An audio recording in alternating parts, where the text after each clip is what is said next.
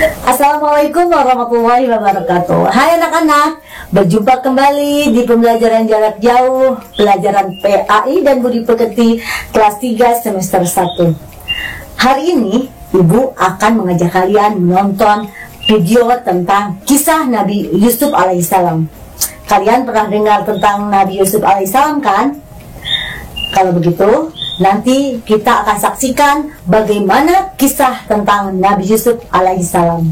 Tapi sebelum kita memulai pembelajaran, terlebih dahulu marilah kita berdoa bersama-sama. Bismillahirrahmanirrahim. Rabbi zidni ilma warzuqni fahma. Amin. Nah anak-anak, untuk mempersingkat waktu, marilah kita tonton bersama-sama tayangan video berikut ini. Selamat menyaksikan. Kisah Nabi Yusuf alaihi salam dibuang ke dalam sumur. Kisah ini diceritakan dalam Al-Quran surat Yusuf ayat 4 hingga 15. Ketika Yusuf kecil menceritakan mimpinya kepada Nabi Yakub, bertambah pula kecintaannya kepada Yusuf. Hal ini menimbulkan rasa iri dalam diri kakak-kakak Yusuf. Menurut mereka, Nabi Yakub lebih sayang kepada Yusuf dibanding mereka. Atas dasar rasa iri karena perlakuan sang ayah, kakak-kakak Yusuf yang berjumlah 10 orang berencana untuk memisahkan sang ayah dengan Yusuf. Yusuf adalah putra dari Nabi Yakub alaihi salam dari istrinya yang bernama Rahil. Dari pernikahannya dengan Rahil, lahir 2 orang anak laki-laki, yaitu Yusuf dan Bunyamin. Nabi Yakub juga memiliki anak-anak dari istri yang lain. Mereka adalah 10 orang laki-laki yang memiliki tubuh besar dan kuat. Pada suatu malam, Yusuf kecil bermimpi dalam tidurnya. Wah, ya Allah, mimpi apa aku semalam? Tampak seperti nyata. Apa aku ceritakan saja ya perihal mimpiku semalam kepada ayah? Mungkin ayah bisa menjelaskan sesuatu kepadaku terkait mimpi itu. Yusuf bergegas mencari ayahnya. Ayah, ayah. Iya anakku. Wahai ayah, ada yang ingin aku ceritakan kepadamu. Apa itu wahai Yusuf? Bicaralah dengan tenang. Jadi, semalam aku bermimpi. Mimpi itu tampak seperti sebuah isyarat.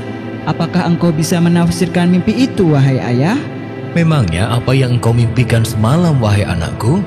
Sesungguhnya, aku bermimpi melihat 11 buah bintang, matahari, dan bulan. Kulihat semuanya sujud kepadaku. Nabi Yakub terdiam mendengarkan cerita Yusuf dan kemudian tersenyum. Hai anakku, janganlah kamu ceritakan mimpimu itu kepada saudara-saudaramu. Maka mereka akan membuat makar atau untuk membinasakanmu. Sesungguhnya, syaitan itu adalah musuh yang nyata bagi manusia.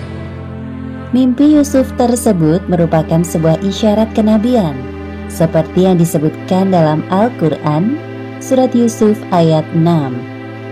Dan demikianlah Tuhanmu memilih kamu untuk menjadi nabi, dan diajarkannya kepadamu sebahagian dari takbir mimpi-mimpi, dan disempurnakannya nikmatnya kepadamu dan kepada keluarga Yakub, sebagaimana dia telah menyempurnakan nikmatnya kepada 2 orang bapakmu sebelum ini, yaitu Ibrahim dan Ishak. Baiklah ayah, aku akan merahasiakan tentang ini. Tapi apa maksud dari mimpiku itu?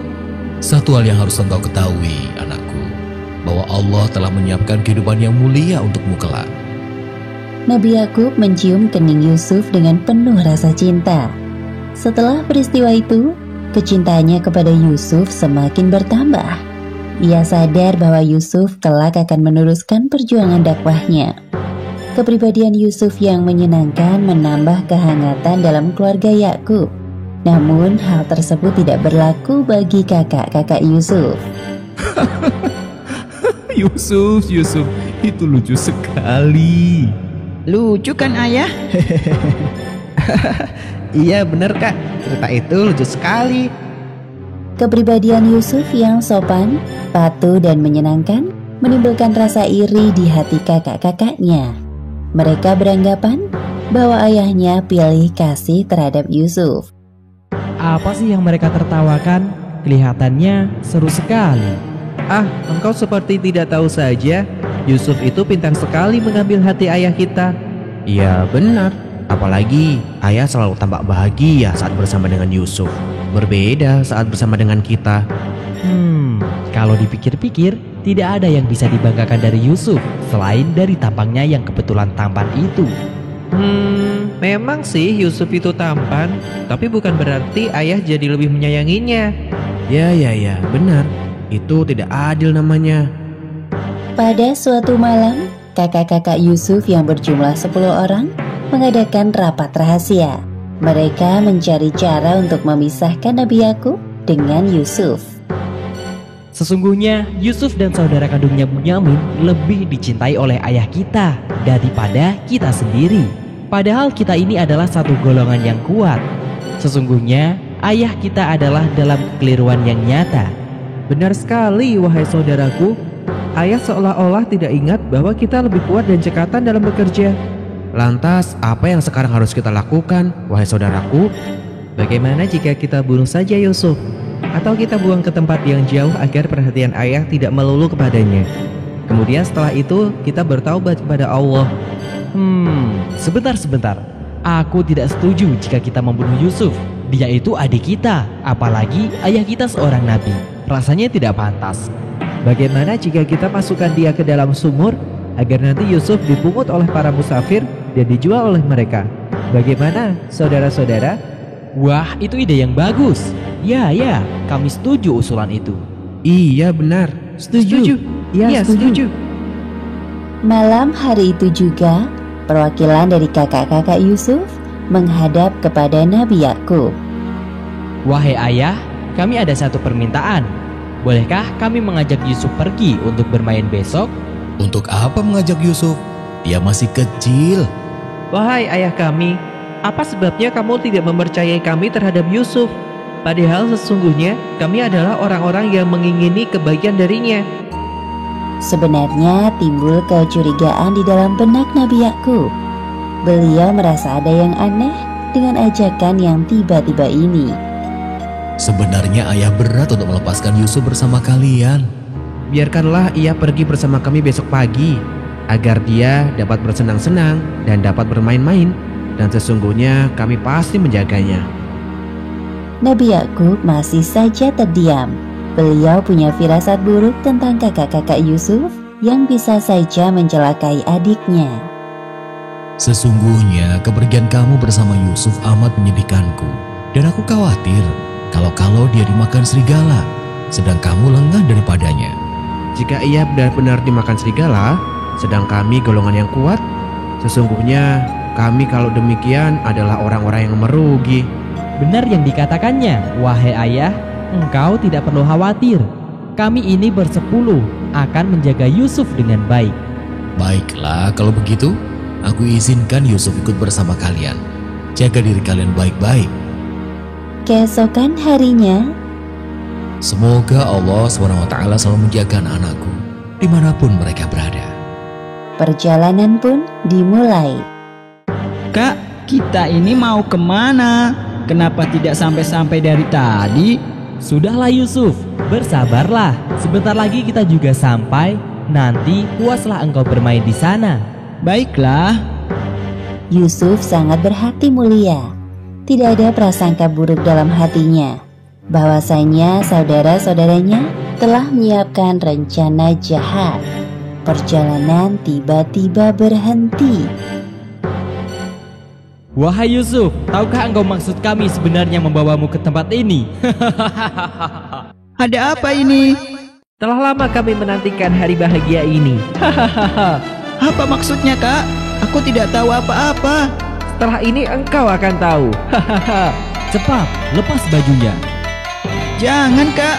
Apa salahku? Semenjak engkau lahir, ayah mengabaikan kehadiran kami dan semua itu adalah kesalahanmu, wahai Yusuf. Cepat, ikat tangannya. Itu sama sekali tidak benar, Kak. Ayah sangat menyayangi.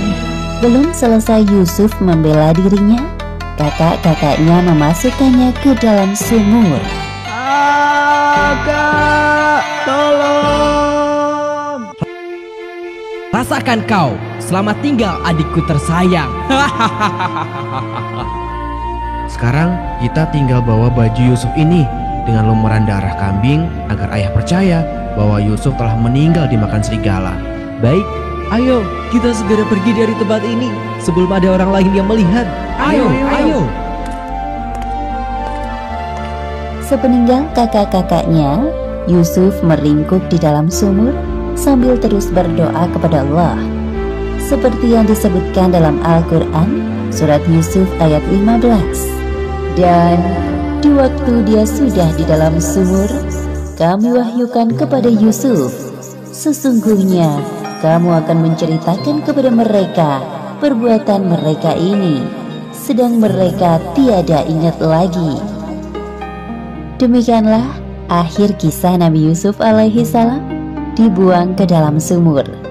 Hikmah yang dapat kita ambil dari kisah ini, pertama, hendaknya kita saling menyayangi satu sama lain, terlebih lagi dalam hubungan kekerabatan sesama muslim. Kedua, selalu berprasangka baik terhadap orang lain.